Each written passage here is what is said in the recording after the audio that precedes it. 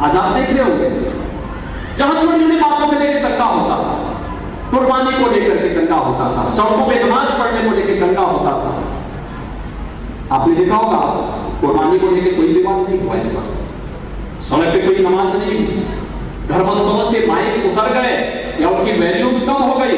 और मैं तो कहूंगा अगर आपकी अगल बगल कोई किसी धर्मस्थल पर बहुत तेजी के साथ बजाने का कार्य, माइक को बजाने का कार्य कर रहा, नजदीक के थाने को इसकी सूचना लिखित सूचना देकर के मुख्यमंत्री कार्यालय को अवगत करवा दीजिए।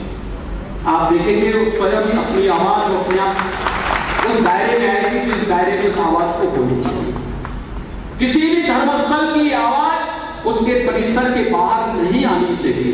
यह एक संकल्प हम सबका होगा, क्योंकि अगल बगल कोई भी बीमार व्यक्ति हो सकता है, बुजुर्ग हो सकता है, कोई नवजात शिशु हो सकता है। तेज आवाज उसकी बीमारी का कारण हो सकता है, उसके स्वास्थ्य पर प्रतिकूल असर डाल सकता है। किसी के स्वास्थ्य के साथ खिलवाड़ करने की छूट किसी को नहीं दी जानी चाहिए। लोक व्यवस्था को भंग करने की छूट किसी को नहीं दी जानी चाहिए। एक अनुशासित जीवन ही, एक नियमित और संयमित जीवन ही हमेशा किसी समाज को और किसी भी राष्ट्र को आगे बढ़ा सकती है। और ये नियमित और संयमित जीवन ने ही उत्तर प्रदेश के परसेप्शन को बदला है। उत्तर प्रदेश के अंतर के बारे में